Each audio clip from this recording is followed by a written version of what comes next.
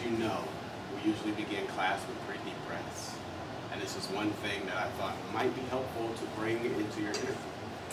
So, Auntie, if you don't mind, usually in class we take 3 deep breaths. And I think this is a wonderful time to center ourselves, to pray, to bring all of our attention to our conversation. Okay. So if you could please join us. Thank you so much. Please sit up straight in your chair, back flat on the back of your chair, feet flat on the floor, hands on your knees. We're going to take 3 deep breaths. Please feel free to close your eyes or not. Inhale. Exhale. Inhale. Exhale. Inhale. A little deeper. And exhale slowly. Exhale. Thank you, thank you, thank you, thank you, thank you for being here. Absolutely. And for sharing your life with us. Oh my goodness. All right, so this, as you know, is an assignment for our class. We're learning quite a bit, and we're using ourselves as the textbook, as well as our friends and our family members. Very interested in the spiritual journeys and religious walking, and we're not interested in judgment or shame. So there may be something that you share that maybe I ask a few more questions about. It's not in the spirit of shame, it's not in the spirit of judgment. Just curiosity so I can understand as clearly as possible. All right.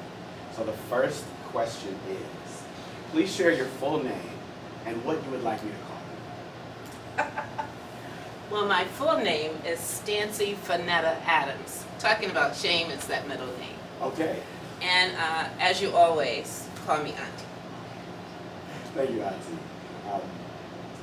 To give you a bit of background, she is my auntie by the blood of Christ and by a great friend from high school, who is her nephew.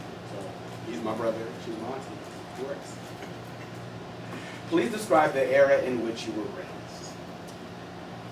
Well, obviously that was a long time ago. And it was a time of, as I reached my high school years, middle school and high school, it was certainly a time of turmoil because we were going into civil rights.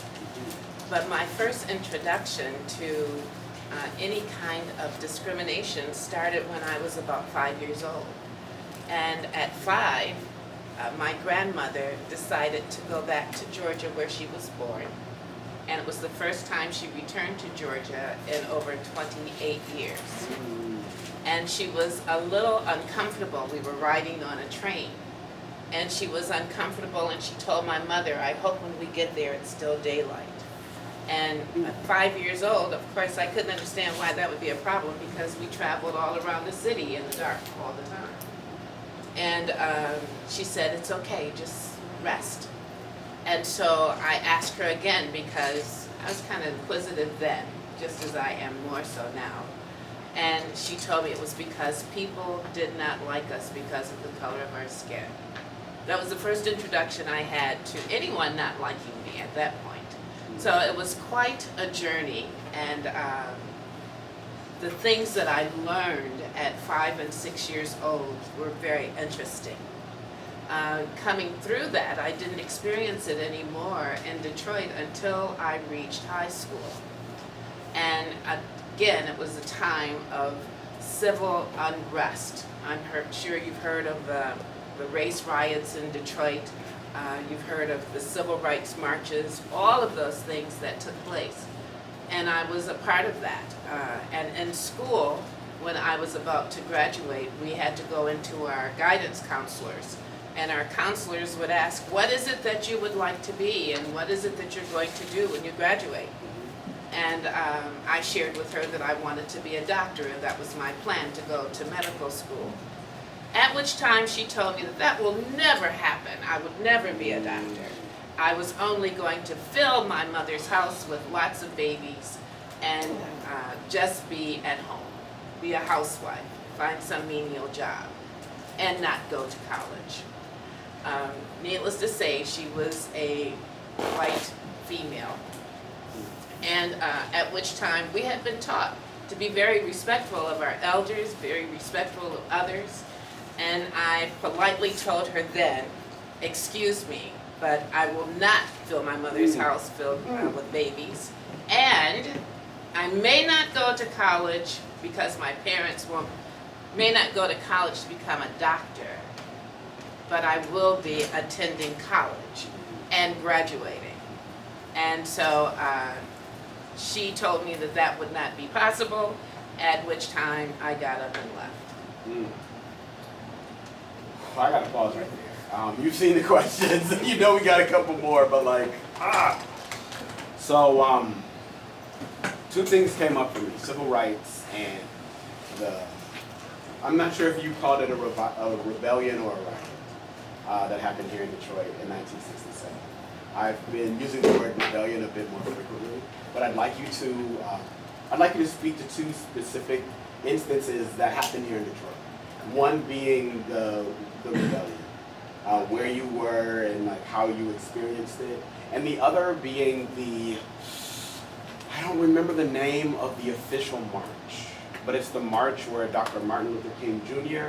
first shared the phrase, "I have a dream." Yes. And if you may or may not know, but "I have a dream" was actually from Mahalia Jackson, wasn't it? She was the one that shared that. There you go. So, all right, black women, they're holding us down at every possible corner. But by all means, please. Well, during the march, my mother would not allow me to participate because she was afraid that there would be some kind of pandemonium. I'm going to call it that. And so my aunt and a couple of cousins did attend. And I was pretty rebellious because I wanted to attend. And at that time, I started growing out an afro that was just really huge. Let's go.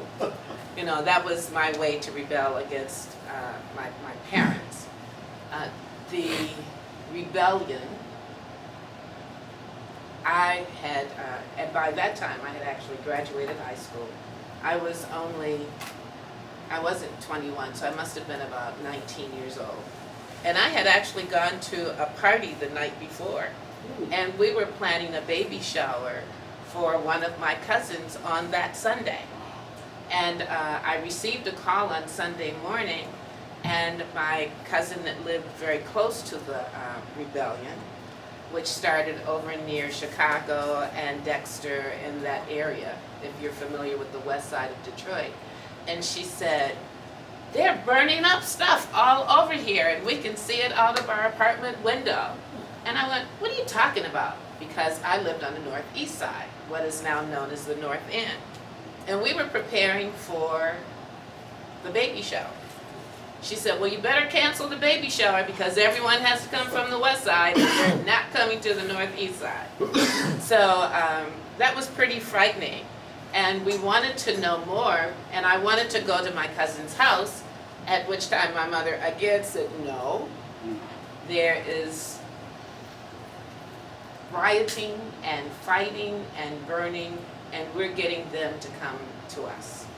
So we sat on the front porch in the evening, and we could see all of the fires and hear all of the troops and all of the gunfire sitting there on our porch.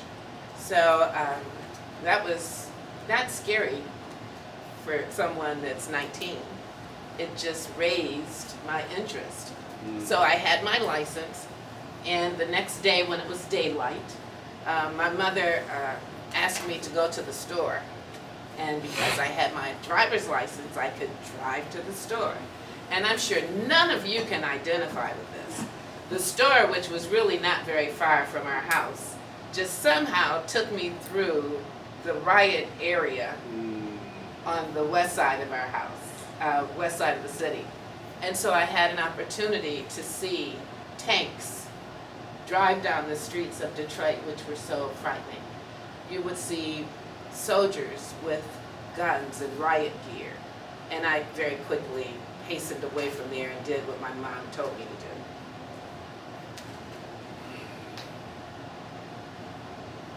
Riot versus rebellion. Any thoughts? In 2023, it is a rebellion. Then it was called a riot because it was labeled by others that felt that that's what it was. Depending upon the side of the rebellion, you labeled it accordingly. If you were on the side of others that felt that it was out of order and people had no right to complain, then it was a riot. If you were on the side of people that had been disenfranchised and oppressed, it was a rebellion. So for me in 2023, it's a rebellion. Thank you. Whew, there's so much, so much, so much. And I'm grateful for you describing the era in such context that then we can see who you are spiritually. So that brings us to our next question. When did you first know God, whether spiritually or religiously? Well, that takes me back a long, long, long, long way. And this is going to seem kind of different, but it is what happened to me. When I was about 4 years old, many of you are probably familiar with Metropolitan Beach. My parents and I used to go to the beach all the time. And I was playing in the water, and I kind of got swept out by the current. And I could hear my mother screaming because she could not swim. And she was screaming for help, for someone to get me. I don't remember what happened between a man picking me up in the water and bringing me to shore and no one seeing him and giving me to my mom. I thought that it was natural, not a problem at all. I mean, he helped me. My mother was yelling and screaming because I was going to drown, and this man dressed in all white helped me out of the water and gave me to my mom. So that was my first introduction, but I must admit at that time I didn't think anything unusual about it. I was a kid. At 5 years old, my neighbor, because my family they weren't church people, a neighbor asked my mom if I could go with them to Sunday school.